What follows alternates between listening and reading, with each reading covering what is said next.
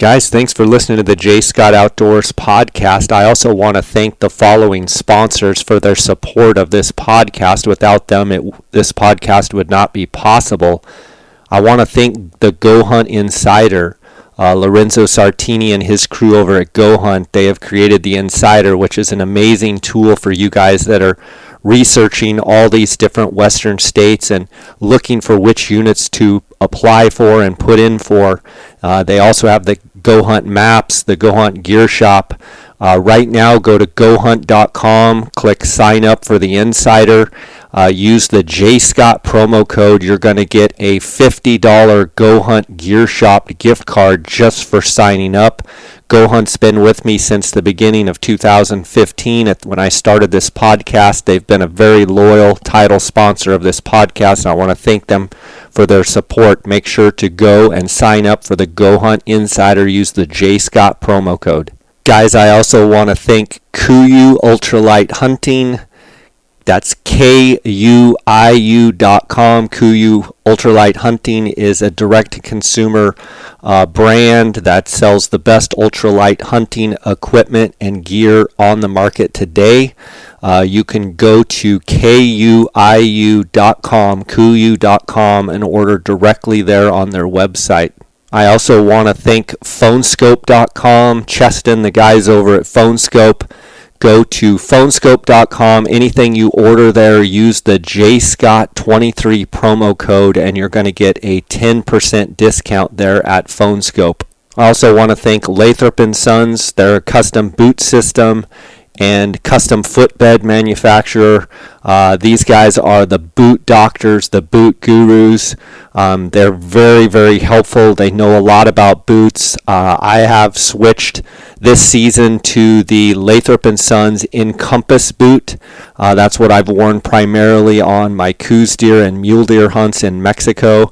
And then I use the Mountain Hunter for my sheep hunts, specifically desert sheep. In any of that more technical terrain, Lathrop & Sons has a phenomenal 3D mapping imprints and tracing kit. They make custom orthotics, just really, really comfortable, very user-friendly boots and custom insoles. Go to lathropsons.com to find out more information. You can also check out Lathrop & Sons on Instagram. They have 3 custom boot options: the Mountain Hunter, the Mountain Hunter Elite, and the Mountain Hunter Encompass, as well as the High Country Synergy footbeds custom. They also make all of these custom footbeds in wide and super wide, as well as the boots, which is rare for a boot manufacturer. Reach out to the owners, Stephen and James at Lathrop & Sons at 618-544-8782. That's lathropsons.com. Guys, I want to thank you for supporting this podcast. Love to hear your feedback. Any questions you might have, you can reach out at jscottoutdoors@gmail.com. That's my email address. You can follow along on Instagram at jscottoutdoors. Always feel free to send me a direct message. Love hearing from you guys. And let's get right to these episodes. Guys, welcome to the J. Scott Outdoors podcast. Today I've got my friends Stephen and James Lathrop of Lathrop & Sons Boot Company on the phone. Guys, how you doing? Doing great. How are you doing today? Good. I'm excited to get you guys on the phone. We've been doing some Q&As, and I put some questions out there to the Instagram followers. I know you guys did as well on your page. You do such a good job on your Instagram page and your social media stuff. We've got quite a bit of ground to cover here, I'm sure, with a bunch of questions. But before we get into that, how's things going for the summer for you guys? How are the calls going and talking with customers? I know we've got sheep hunts up north, coming up here next month in July, and we've got Alaska and a bunch of different stuff here kicking off. How's it going? How's the summer treating you?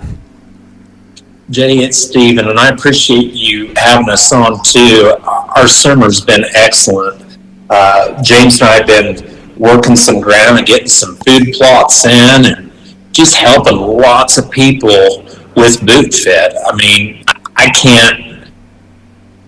James has said it before. We are problem solvers. Like, we love to help people achieve goals. And I mean, we walk in here in the morning, and a lot of times we get in here at 7:30 and start rifling through emails, and our inbox is full on our voicemail, but we go through systematically, and we try. It's not possible every day, but when we walk out of here, we've emptied it and we're ready to start over. And we spend the day talking to people that are just as passionate about the outdoors and adventure as what James and I are, and really love helping those guys get their fit right for upcoming trips. So we're lucky guys. Yeah, I think that's what sets you guys, one of the things that sets you guys apart from a lot of the others is that you guys are, in the trenches every day with the customers, talking about issues, problems, trying to fix those problems, trying to bring solutions to the table. And I know you guys did that with me, and I've really been enjoying my Encompass and my Mountain Hunter boots. Guys, we have a bunch of questions here that I'd like to go through, and I try and get as many in this podcast as we can, because I know listeners get a lot of value, and for every question that comes in, I know there's a bunch of people that have, the same or similar questions, so let's just dive in. First question, why do hunters think that they need more arch support in their boots? Well, that's a really good one. And I would tell you this. The most overlooked, a person is sent out to buy a different set of boots than they really need to put that pair of boots on. The boot is actually lacking torsional stability. And that torsional stability is the stiffness from the heel to the toe of the boot. So the person gets in a side hilling scenario or a climbing scenario, and that boot is flexing and twisting, right? And when you think about this, you've heard of the word arch support and all this stuff. So the first thing they do is they think they need to throw an arch support into the boot. When do you know if they'd have called and spoke with somebody about what the platform really should be for what they're doing, they probably wouldn't require that kind of stiffness or stability. So, I would say selecting that right torsionally stable boot is probably right up at the top.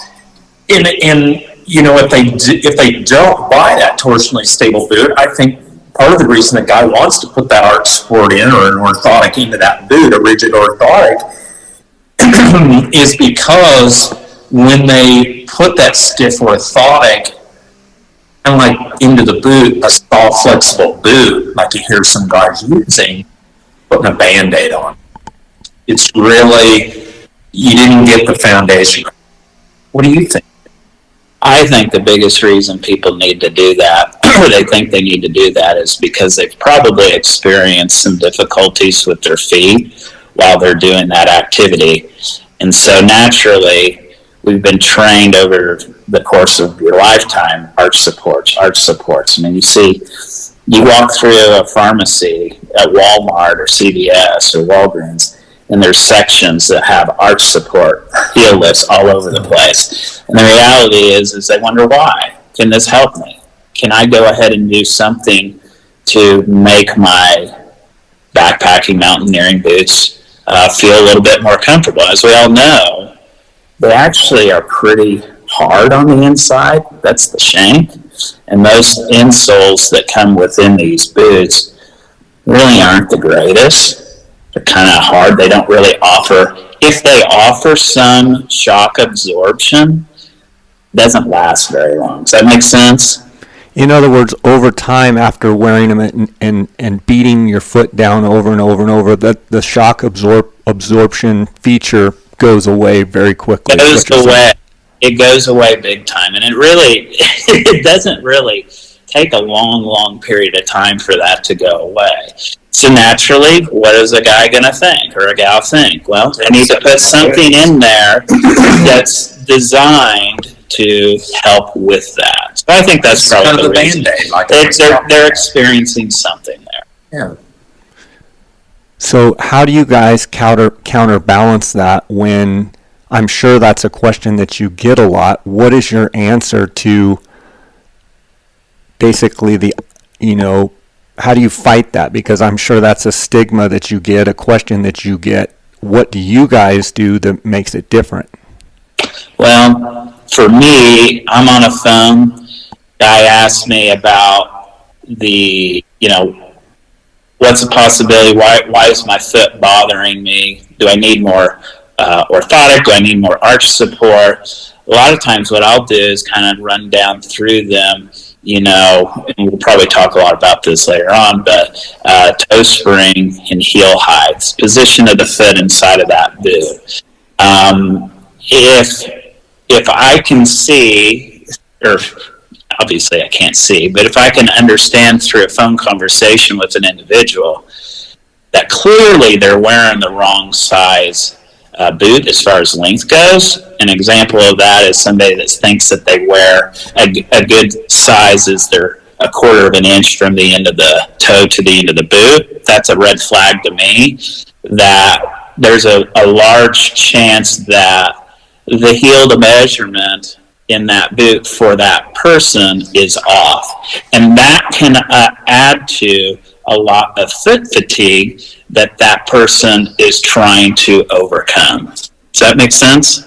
Yeah, so in other words, an incorrect boot size that they've thought their whole life, oh, I'm an 11, but it turns out, do you find that most people wear boots that are too small or too big? Personally, and let me just say this, going through and doing all the consults and the quick fits that we do, and we can explain a lot of that later on, but going through these things, I'm recognizing, I probably was hearing it more and more early on, but now I'm recognizing that people are wearing their boots just like they would a pair of tennis shoes. And a pair of tennis shoes is something that is soft in nature. And so you can get away wearing something that's not correct as far as sizing goes. But when you wear a stiffer type of foot gear, it's going to show the ugliness of what's going on. And so in my own mind, I'm recognizing that there are more and more ill-fit gear, wrong size, and biomechanical problems that people experience that they didn't really realize they had. Makes sense. Okay, question 2. We hear you talk about boot performance gain. Can you explain to me what you mean exactly? So, performance gain, I mean, we all want performance, right? I rattle this off, and it makes perfect sense because I'm trying to stay physically fit at my age. I'm trying to exercise, eat healthier, and do some weight training. All right, what good does it do if I'm training for a hunt, strengthening my legs, and then I'm putting myself in a platform that's soft and squishy or has too much flexibility? And I'll give you an analogy, and I think it will make sense to you. Jay, if we were going to race a 50-yard dash, and you and I lined up on that line, and the lane that you were in was soft sand, like a beach, and I all-weather track, and the gun went off, I would venture to believe I have no idea what you can run a 50-yard dash in. And I don't even know what I could run it in. But I'm saying to you, my guess is you're a very competitive soul, and you may beat me, but I guarantee you are losing some of the energy that you're putting through your lower extremity, your legs to your feet to propel forward. Make sense? Sure. Okay. So Even on the other hand, is on an all-weather track. So I'm not sinking. I'm not losing that energy that I'm providing. You're not at a disadvantage. That's right. That's right. And how does this whole concept work? Well, the way that we feel it works is to combat this,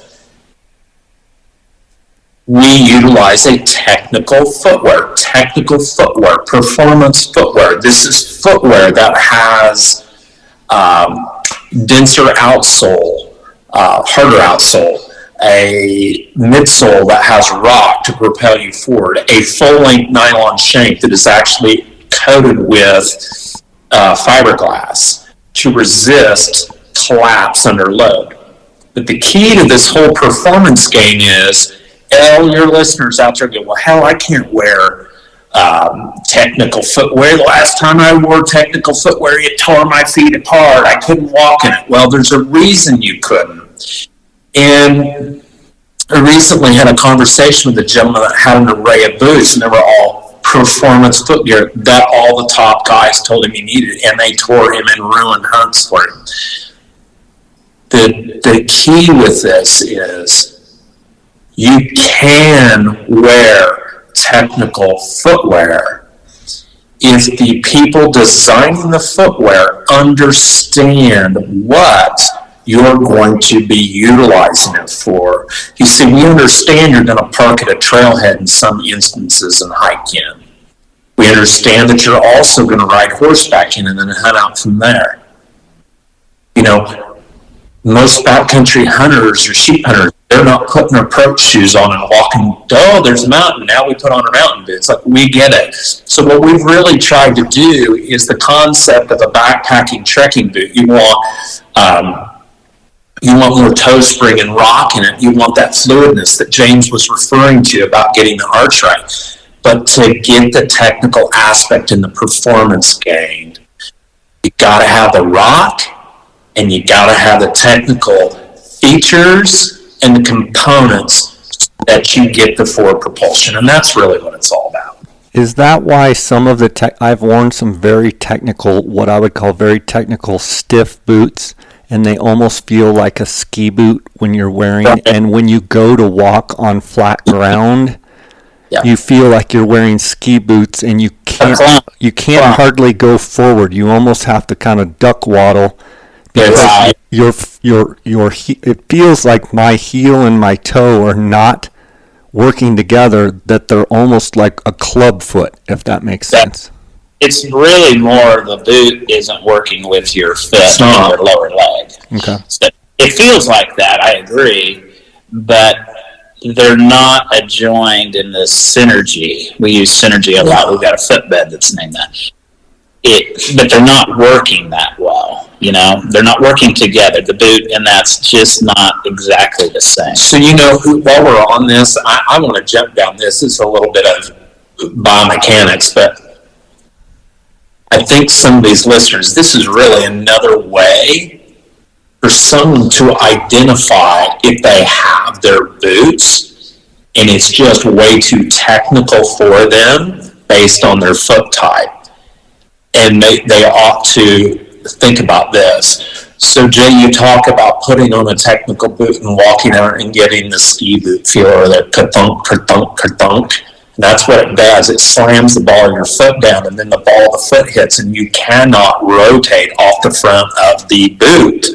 So what we do as human beings to get off the front of the boot, and what I mean by this is when the boot is just resting on the ground at 12 o'clock, pointed forwards, the distance between the tip of the boot and the surface it's resting on in a lot of these boots, a lot of these technical boots, there's very little distance, and it's because it's a technical climbing boot. They're wanting that flat so that you can shove that into a crevice and get a toe hold.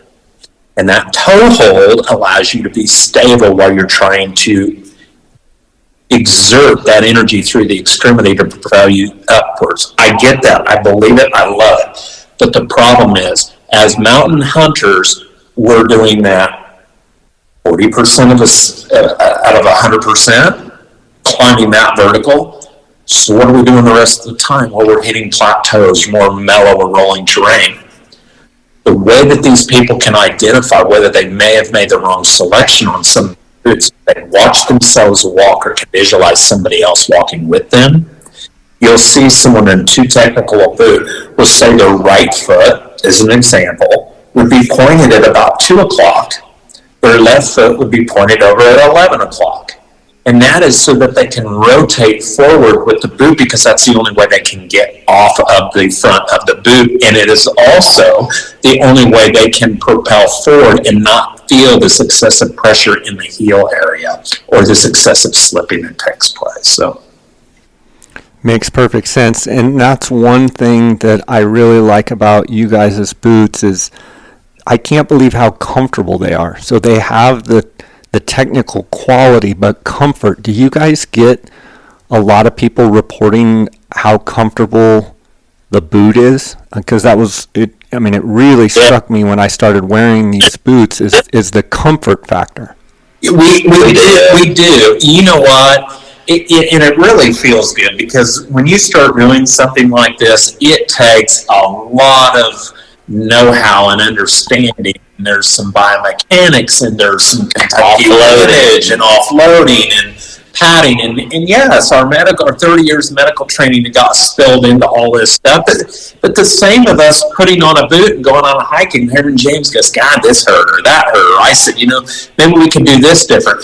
What I was going to tell you, this was he's become a great friend of ours. And he was going on a spring bear hunt.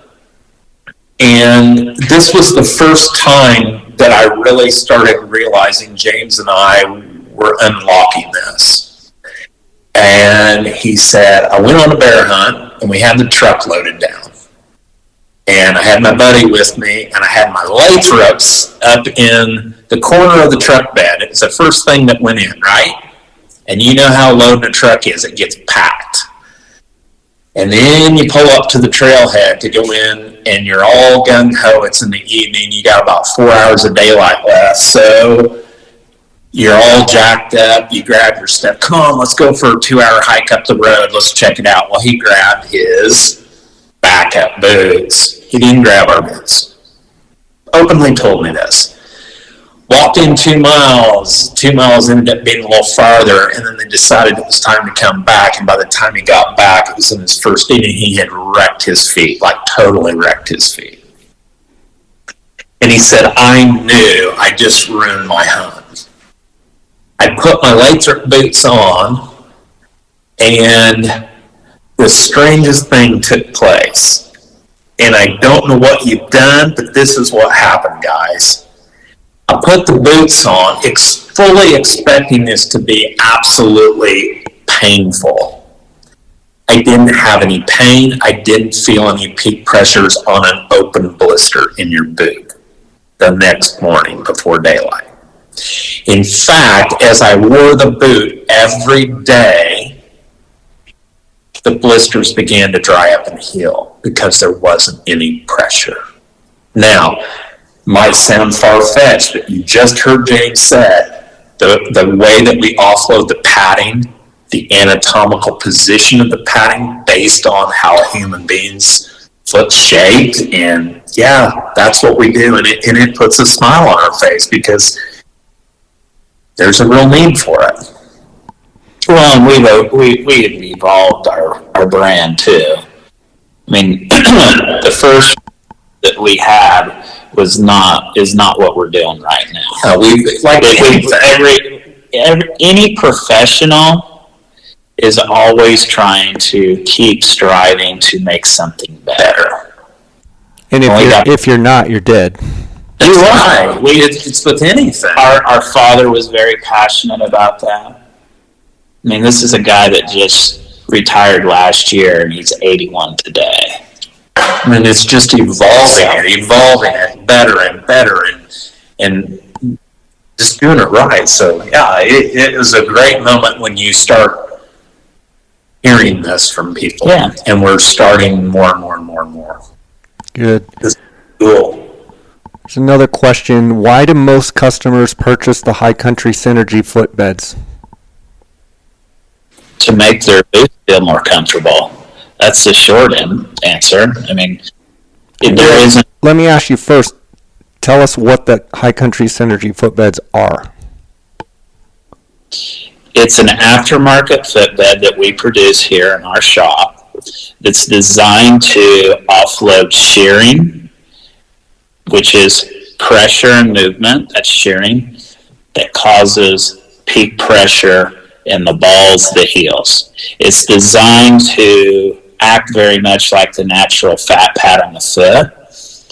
There actually isn't another material that I am aware of that has the ability to absorb that shock and shear as well as what this does. And really shut down rebound, which yes. Jay, that ka-thunk rebound is just as much of a break your foot down, break your body down. I mean, talk to guys that are riding dirt bikes where they're getting that massive vibration and forearm pump and the rest of it from that, the jumps and the whoops and stuff. Your foot, every time you're coming down at heel strike, you've got an incredible amount of pressure that's hitting there, and this material decelerates. And then when it tries to rebound, really slow down, just like a motorbike suspension. And it actually does address some of the tightness in the back of the leg. It helps support around the navicular and cuboid region of the foot. It's a great insert to go down inside of a boot that replaces the factory insole. It does. And it does. I mean, we sell thousands. They work. Jay, we've got some other things I'm not going to jump into. There's people that are using them. Yes. Well, I mean, we can talk about it. We've had opportunities to deal in the professional industry. I mean, NFL teams. We've worked with motocross riders. I mean, top freaking level, big time athletes utilizing this technology, and it works. It works because there was 4 guys that helped originally mastermind these molds. And we aligned ourselves with top engineering firms to create the molds. And we're constantly evolving the molding process, the whole 9 yards. And what really drives these changes, this is the most important thing. The human foot. The human foot and solving problems. Not making it cheaper. Solving the problem. Exactly. And you bring up, why would you ever want, why would somebody want to do that? James is right. Pain, number one. Guys, you got a pair of boots. I don't know if I need a new set of boots this year, but God, that's really tore the heck out of my feet. Get a hold of Lathrop. Buy a set. I bought a set off of James. Get a hold of James. Buy a set of Synergy footbeds from him. Give him a shot. You really like it. Well, the truth be told on some of this stuff, I want everyone to enjoy High Country Synergy.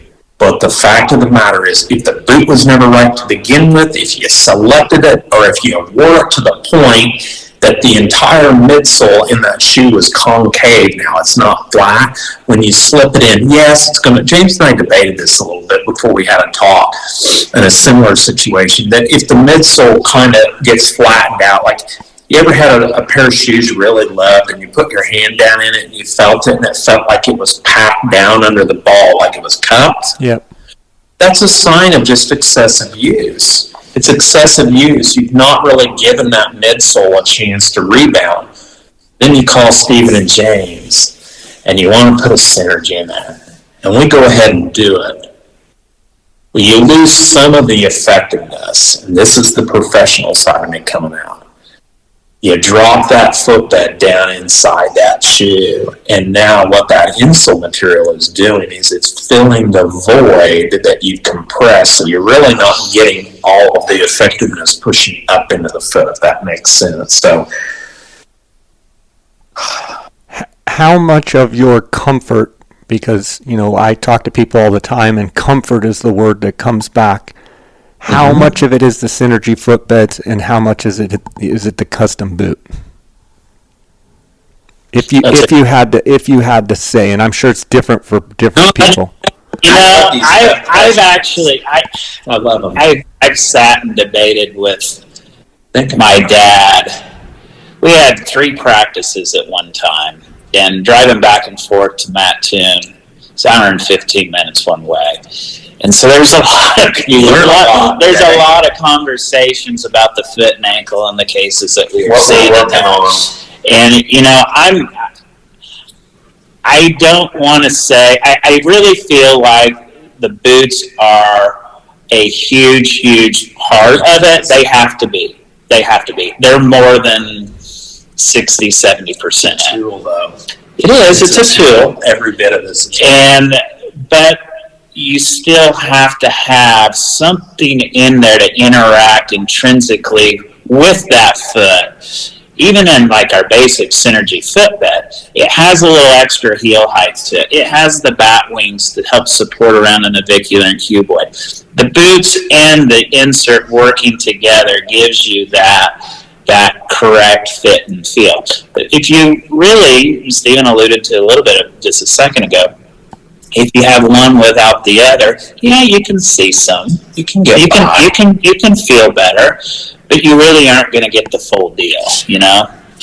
And so I think if I were, this is the one way that I would look at this. What's the percentage? The percentage, I'm going to tell you right now, 90% of it is custom boot system, because that gives me the ability to put my experience and my noggin to work and select the right tool for the person.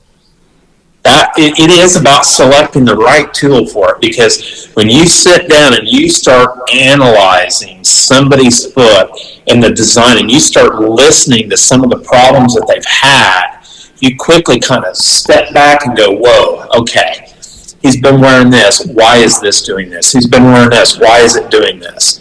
I give you an example. I just did this consult last night for a gentleman. He has worked on concrete most of his adult life, chronic ankle instability. His boot size is a 12. 40 width. He was buying 40 width in a size 10.5. Now, I listen to this. Can you imagine this? This guy's got a massive foot. I'm listening to this. And the more I'm listening to this, why is this taking place? It's experience. It's knowing when to pull the right wrench out and use it. And it finally dawned on me. This gentleman's buying these in a 10.5 because he wants them fitting so tight on it that tight fit makes him feel secure, and his ankle doesn't feel like it's going to roll as much. He can get away with it in an athletic shoe because it's soft and accommodative and flexible. So, you know, to really get massive amounts of gain with a custom Synergy orthotic or a high country Synergy off the shelf foot bed,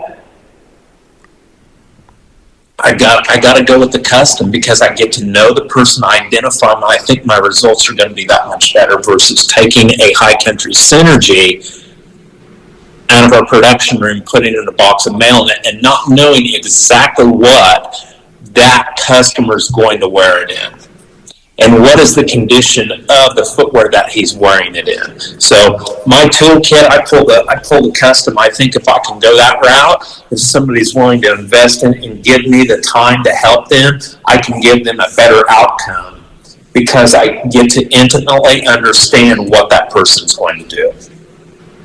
That's what I say. What do you say? Well, the question was, are we going to be able to run a Synergy footbed? What is going to give us the most effectiveness? And I think you got to have the right boot for the insert to work. You do. Okay, next Next question. I have a closet full of boots and nothing fit. How can Lathrop and Sons help ensure I'm purchasing the right boots and size?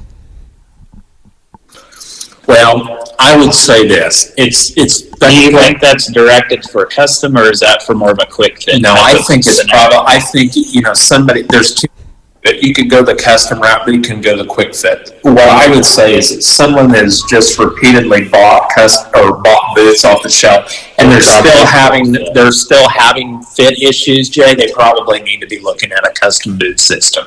Okay? If you just keep buying boots, what is it, the definition of insanity? I mean, $400, $500 a pair, and you got a new pair every year. Something different. Yeah, you might want to try something different, right? Mm-hmm.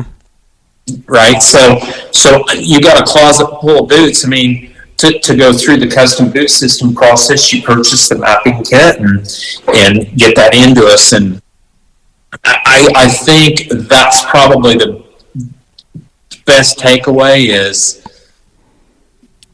you got too many boots and you're wasting a lot of money, and you're not getting where you need to go in order to solve the problem. And we go back to us on the phone. Why would you not pick up the phone if you got two owners of a company with the extensive training? You have to just call us and talk. That's what I was going to say. And let us help decide for you. We're not trying to talk over each other, but you got all those boots, you're still having problems. That individual can pick up the phone and talk to one of us, and we can sit down and try to evaluate to some degree of accuracy, pretty good degree of accuracy, rule some things out. What's going on that might need to be addressed here? And then counsel them in that direction.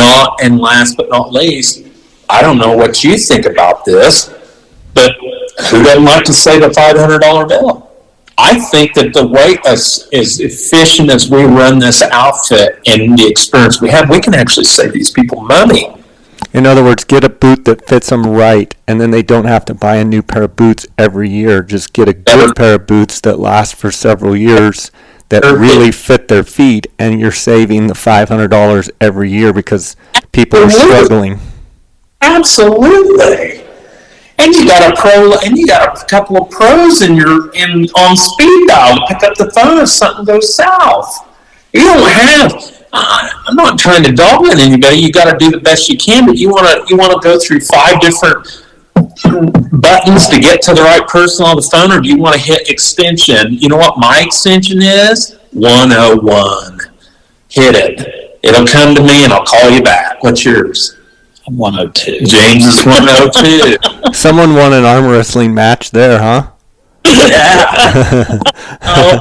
I think the key is what you're saying is to be able to call someone on the phone and help and fix problems with professional expertise that's many years of service to be able to handle these problems. Because let's face it, people call you with issues, you've heard it before and you know how to fix it. Not saying that their issue isn't, directly related to specifically their issue, but you hear these types of issues and you know where you can help people, and I think that's a special thing. The next question says it kind of ties into this. My feet hurt at the end of the day. Can your fitting service also help with my daily work shoes? Sure, absolutely. And when we go through the process with people, not only do we talk about boots and solving those issues, but we help examine what their day-to-day foot gear is, whether it be for training or just completely day-to-day foot gear, and make sure that they are wearing something that's appropriate for them so that they can be successful. It's kind of like this. If you wear 90% of the time something that's not right day in and day out, how can you get the full benefit out of wearing something that is, in a hunting situation, perfect for you?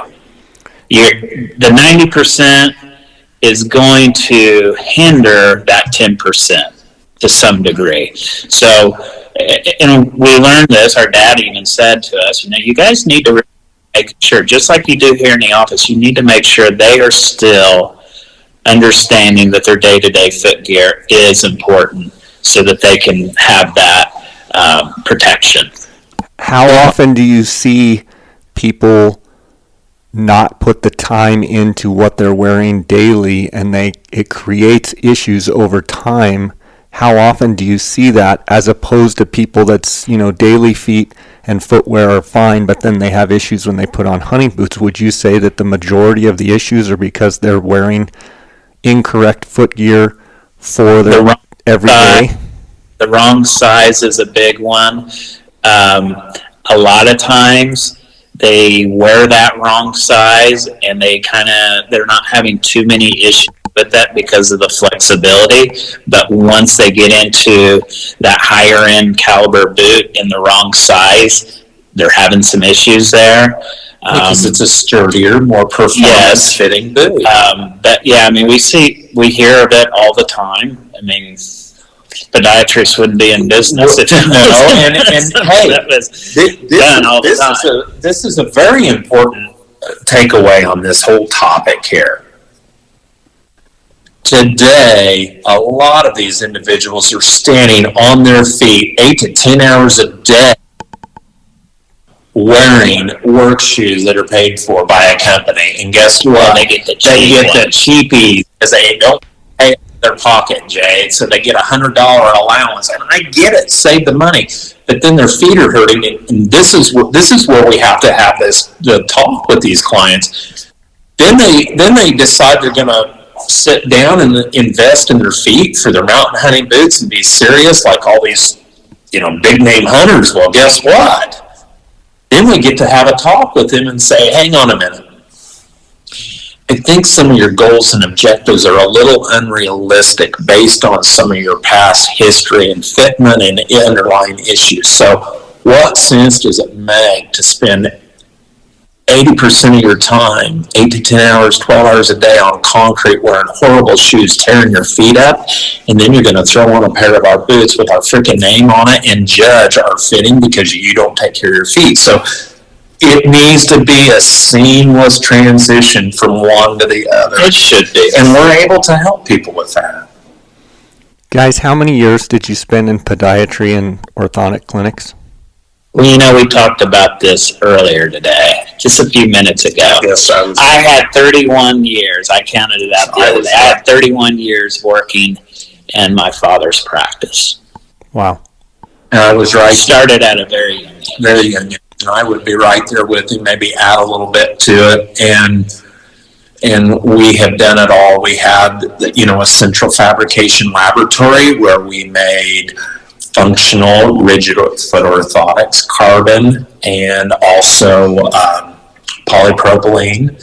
We did some pediatric orthotic work, custom molded shoes from a cast of a foot. We did shoe buildups, unbelievable stuff. Ritchie braces and Arizona ankle braces. We dealt with a lot of diabetic wound care, healing sandals.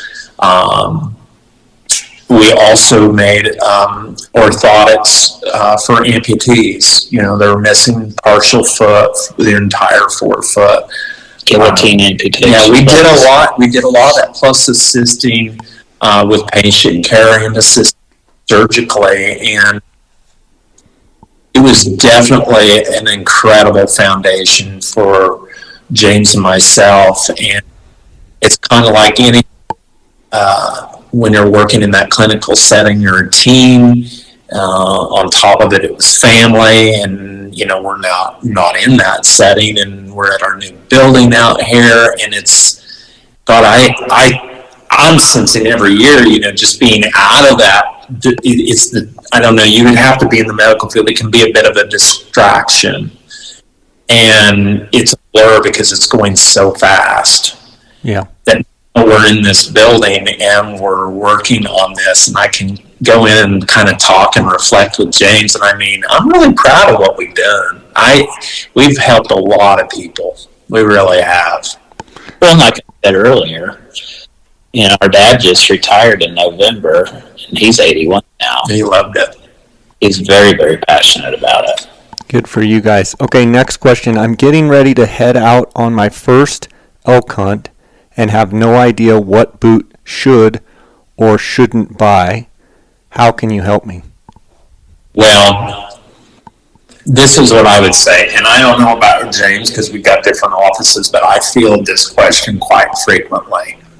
And the first thing that I believe a person needs to do is to stay off of hunting forums. You're going to get the worst advice you can possibly imagine. You're going to end up buying the wrong boot, and it's going to bite you. If you do go to a hunting forum, you need to go to a reputable source that has independent reviews on there that explain and break down some foot types for you. Now, there are there's forums, they have their place. Let's go ahead and say that. There's good forums out there. There's a lot of information. I would say you take that information, listen to it, look at it, and then look towards a professional, somebody that's been doing a lot of it, and pick their brains about it. That's what I would do. Well, part of the reason that you want to go through that is somebody that's willing to take the time and pick up the phone and talk with you, because you may be going on your first elk hunt, and your first elk hunt might be parking at a trailhead and walking a mile by yourself to go on an elk hunt. Then you've got a guy that's going on an elk hunt that's fully guided. I mean, so yeah, and you might have potential where you've got different terrains, where you've got someone that's hunting in very steep technical terrain in Colorado, and then you've got a guy that's going on his first elk hunt in Arizona, where it's, he's covering lots of miles, but it's not technical terrain and steep terrain, and he's not carrying heavy loads. So I think you have to weigh in what type of elk hunt are you going on. Is it an unsupported, backpack hunt for 10 days? Or is it you're coming back to camp every single day? It's in the Gila in New Mexico, and you've got a lodge or a camp, and it's a 7-day hunt, and you're covering 8 to 10 miles, but relatively flat compared to technical Colorado terrain. I think you guys offer a boot for both of those situations, where you have super technical terrain, and then you have more of just a lot of walking in more gradual terrain. And one other thing, the foundation. How does this individual go on their elk hunt with 2 or 3 buddies if they're all chiming in and buying this boot? He doesn't even know that he has a foot problem. He doesn't know that the bunion or the back edge of his heel that has that bump is a recipe for disaster, because no one's ever educated. See, that's the thing. And that's the thing. Whether you look at a forum and go through all the suggestions and opinions on there, those are people's opinions, or even talking amongst your buddies. I can remember years ago, I talked to a guy that said his buddy told him that he needed to get into a Loa Tibet boot, because that was the boot to get. That solved his issue. And then when I started going through talking to this individual, I don't remember exactly what it was, but clearly that boot was not going to be the right type of boot for this guy. It wasn't going to work. And we put him in what we thought was going to be it, and it worked out really well. Point that Stephen was making, posterior side of the heel, back of the heel, you get little Haglund's deformities, they're bone spurs. There isn't a boot that works for every foot, and knowing which one's going to be the best is very, very important. So, everybody's got an opinion. We know what it is. You take it for what it's worth. That's right. It's true. I can't disagree with any of that. I think the approach is great. Next question here. I've got the best bow, best optic, best rifle, best camo, but haven't been able to get a boot wide enough. Beyond frustrated. How can you guys help? Well, that is probably one of the biggest problems that we encounter is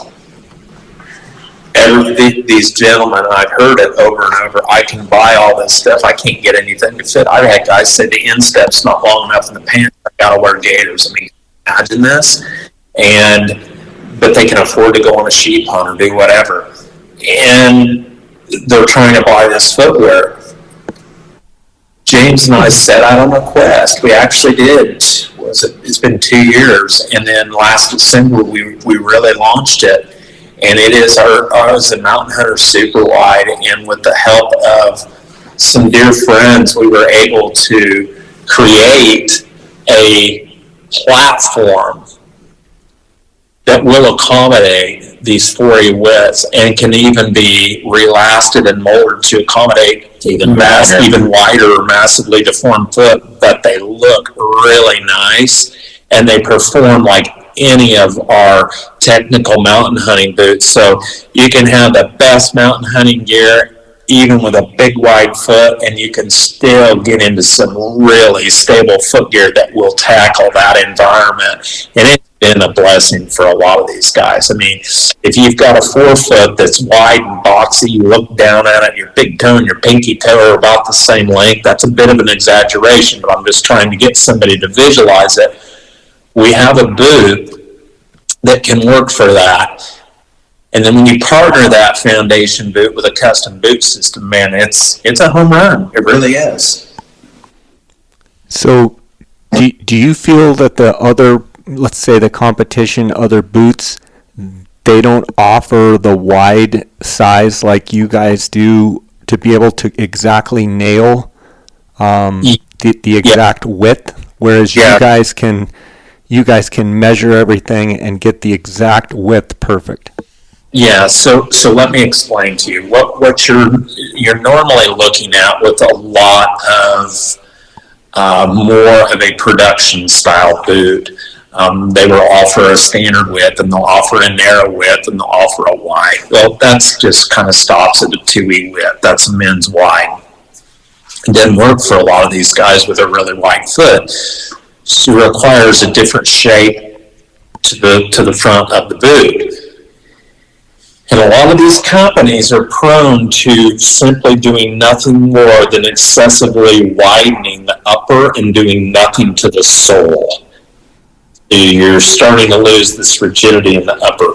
What James and I are able to do is identify this foot type and specifically line them up with the last that the boot is. So if you're a medium width shoe or a wide width or a 4E, that would be our starting point. And then we're able to go in and warm and mold that to the front of the foot. And that is one of the things that we do, and it's included when we go through a custom boot fitting process. So yeah, we're able to dial this in.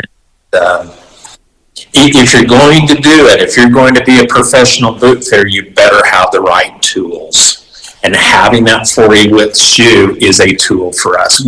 Again, we've said it before, we've private labeled boots. We've been the sole importer of boots. We've played with a lot of them. These are our certified brands. Feather in our hat.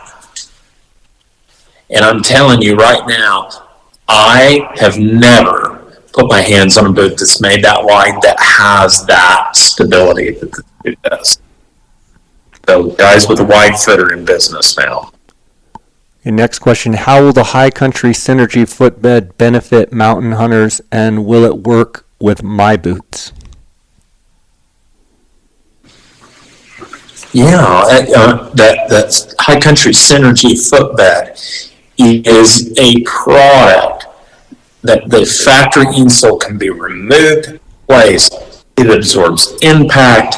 It reduces the rebound, the foot rebound back into that lower extremity, your feet, your ankle, your knees. But it also, when your foot shifts or shears, it offloads the ball of the foot, so it's reducing the hot spots. But like we spoke earlier in this podcast, it works with all foot gear, but be sure that foot gear the midsole isn't completely flattened out. And a good test for that is, guys, just slip your hand into that shoe and feel that feels concave. Here's another thing that to consider, just as far as evaluation. We just was talking about evaluation of a boot. Take the boot, put it on a countertop, Look at the heel of it. Mm-hmm. Squat down and look at the heel. You can tell real easy, just like you can in a day-to-day type of shoe, whether or not that boot's ran over and whether or not it needs to be replaced, so that the footbeds that you're using are going to get the best That's for you. good. Yeah, that's good. That's a golden nugget to you listeners out there. Now, In other words, if you lay it flat and the heel is off the ground, is that what you mean? Or off of the flat surface? If you set it like you're standing in a boot, Yep. where you're looking directly at the back of the heel, if you look at it and that foundation is twisted to the right or to the left, it's out of balance. yeah, Gotcha. and then you're just putting a Band-Aid on it. It's out of balance. It's not square. Gotcha. Okay, question here. Can I get a rundown on the custom boot system process and what are the current lead times? I think that's the lead time portion of that is very important too. So make sure you hit on that on with guys, hunts next month and hunts, kicking off in August, September, October. So the rundown on a custom boot system process it's pretty simple. You either get a hold of us, we'll either take your information, sell you a mapping kit. This is a tool that we use to do part of our evaluation. Okay? It shows and displays peak pressure. It shows by tracing your foot the overall length, width. It shows some deformities that we can recognize with the skilled eye. Along with that, there's 4 photos, which consists of the front of the foot, the back of the heel, the medial and lateral side of the foot. That needs to be emailed, or if you got a color printer at home, print it off, you can stick it back in the box. Put the return label on it that we provide for you, send it back to us. The process of custom boot systems starts right then and there. Once it comes through the door, staff in the back develops or puts a chart together for them. So just like you walk into most offices, there's a chart for the history. It's so you can look at what you're doing, so on and so forth. We take that chart and do our evaluation process. We look at the foot, measure everything out, come up with solutions within our mind that we feel like are suitable at that time. Again, we haven't talked to anybody yet. We're going off of what the feet tell us at that point in time. I like to put together options because I feel like people need options. And in a custom package, we use not only our boots, but we use other brands as well from time to time when it's necessary. Okay? So the reality is we're developing a system for that individual. So once we have our options listed out, then Roberta, sometimes Steven, sometimes I'll do my own scheduling. We'll get a hold of the person and set up the time to do our consult. Usually 30 to 40 minutes is what is required. We really want to talk about things. We want to discuss what they're feeling, what their experiences are. Again, that's important because we're selecting size, we're selecting width, we're selecting the right style of boot. We've talked a little bit about heel to ball measurements, that sort of thing earlier on. Those things have to be addressed to make sure that the boot fits and functions the right way. Then we talk about the orthotic. Height, weight, pack weight a person carries determines how to make that custom synergy orthotic that goes inside of that boot. We want to get the best benefit out of all that. If there's any modifications to that boot, relasting of it through the heel counter or forefoot, wherever it might be, we do that to the best of our ability and we get the package sent off to a person. We're not done yet. When they receive their boots, it's very important to go through the final steps. And there's a piece of paper with instructions on there that talks about taking some photos of their feet on top of a stock insole. That stock insole fit perfectly inside of that boot. Most people don't have an x-ray device to sit there and see where their foot is positioned inside of the boot. So if they place their foot outside on that insole with a penny on the front of it, we're able to look at that and see where the foot is in relationship to those key areas that we're striving to be in.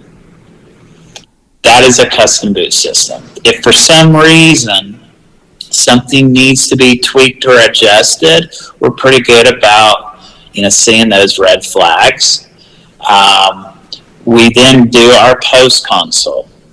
Post console is going through the fit. How does it feel? Listening to real-time response from that customer walking around with that boot. Talk about lacing. We talk about care for the boots. We talk about the big no-no of not heating the boot up too much and getting it hot. That happens from time to time, and people melt their boots, collapse their toe boxes. To really go through this entire process as carefully as we possibly can to ensure that they have a good, successful hunt. Because at the end of the day, we want to make sure that their feet are the last thing that is the problem. Does that make sense? Lead time, you asked about that. Yep. We talked about that currently. Now, Stephen just held his fingers up 3 weeks. Yes, you're sometimes within 3 weeks, but you want to know something, when it's time to go and get stuff done, we do come in here on Saturdays and get things taken care of. And the closer we get to these hunts, we're here more and more and more trying to get these things processed to get out the door. So it's better to stay ahead than be, 3 or 4 weeks. We're able to plan ahead on some of this stuff to get out some of the really, really tough ones. But I also have to think, with experience, you guys know that it's common practice that people put things off, and so you guys probably have your schedule set up knowing that, starting about right now, you're going to start getting flooded with a lot of calls and information, so you're kind of ready for that, right? It's starting. They're already coming in, yeah. Yeah. And Morgan does a really good job back there. The rest of the staff does too. They can sit there and have this, foresight to realize, they need to make an additional pour to get those sharks out. And keep a steady flow of additional products that we need to have in-house available and ready. I mean, a lot of these systems, people like SOC systems added to that. They like an expertise and understanding on that. They want to talk about the products. And then James brought up the post-consultation. One thing we didn't touch on is explaining to someone how they're supposed to wear this new pair of boots. If we confirm that all the sizing's correct, what is the wear-in process? How many hours a day? How many days? This is really familiarizing somebody with the process and the product they have in their hand, and it's certifying that the chart is accurate. Because if the chart is accurate, then it's a double thumbs up. You want to come back and get a new set of boots from Stephen and James, pull the chart. Guess what? There is a reduced cost because all the work has been done on the front end. So if you need new orthotics for a training shoe, you've got a different pair of boots that you'd like us to fit it to. It happens all the time, Jay. They learn more about their feet. They learn more about the process. They understand the importance. It makes sense. They just needed someone that can break it down for them and explain it to them in more of a layman's terms. You guys, would you outline the different boots that you guys have? You don't have to go into full detail, but just tell the listeners the different boots that you have. The Encompass, Mountain Hunter, Elite, and then the Super Wide. Yeah, so we'll start out with the very first one that we developed was called the Mountain Hunter Elite. It's more of our technical boot, more alpine, but I have people that use that across the board. We have our Mountain Hunter, which is an uninsulated boot. It has the same platform, same midsole, outsole. It's an all-leather version, Jay. That's what you have. And then we have the Mountain Hunter Wide Fit. It is a variation of the Mountain Hunter, but it is the wide fit platform, so it will accommodate up to a 2E3 width foot with some little more depth, a little more room, primarily around the fourth and fifth toe. And then we have the Mountain Hunter Warm, and both of TUI. And then, the Mountain Hunter Warm is a 200 gram Primaloft. It's funny we talk about it. We're not big advocates or fans of high, heavy insulation. We feel that it takes up volume inside the boot, unnecessarily screwing the fit up. I mean, you're building this to perform like a Ferrari or a Lamborghini. Put a bunch of filler inside that, and you do. You take there is a place for insulation, but we offer a 200 Primaloft. So, then we have that boot, as James mentioned. It's offered in a 2E width and our standard width. Then we offer the Encompass, which is a all-leather boot. Nubuck leather has the lighter PU rand on the heel, and the PU rubber is a thinner, so it lightens the boot up a little bit, and on the toe cap, and you've got that boot. It's offered in an uninsulated, and it does have a little bit more flex, but not super, super flexible. It's kind of that right on the edge, and people get along real well, and we actually did a lot of testing on it before we brought that out. And then last but not least is our super wide, and that's offered in a standard no insulation, and then it's offered in that same booty type with the 200 of the Primaloft. We find that that's really works for guys. And the super wide is just in the Mountain Hunter, is that correct? Mountain Hunter super wide, yes, that's correct. Okay. Are the boots waterproof, and what's your warranty? Yeah, the boots, all of our boots have an event membrane. All of our footwear, the booties are assembled. They go through rigorous testing. Every booty is leak tested. Every booty is leak tested during production. Every 25th boot is pulled off and tank tested for 4 hours. So really strict about that. It keeps everyone on point, ensures that our guys are getting boots that should hold up if they do what they're supposed to do, caring for them.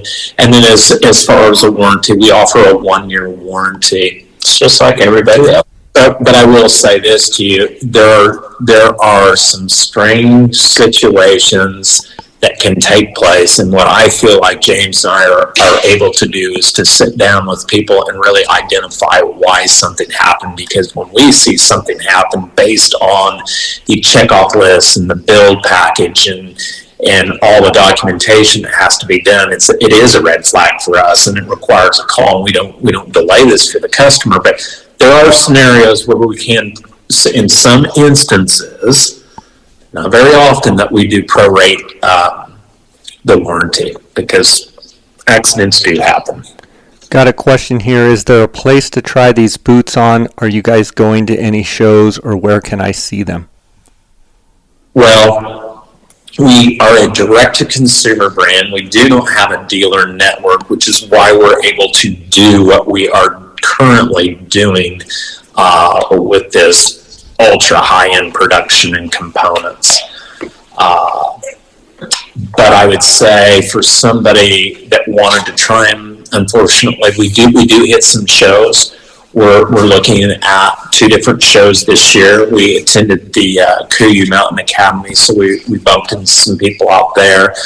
Primarily that was mapping feet, but yeah, the best thing is to follow us on Instagram and check in, because they'll see when we're starting to announce some of the shows that we're going to go into for the winter season.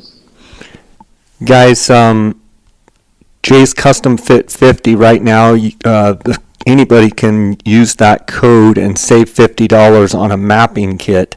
Can they also use that and go ahead and on the mapping kit, and then go ahead and buy a custom boot system? They can save the $50, right, guys? Yeah. So Jay's Custom Fit 50, that's for the month of June. I know a bunch of people have taken advantage of that promo code, and I appreciate you guys, offering that to the J Scott Outdoors listeners and Instagram followers. Got one more question here. Do you have a guide and outfitter program? We do, and James works hand in hand with our director of that. His name's Chris Will. He's an avid hunter.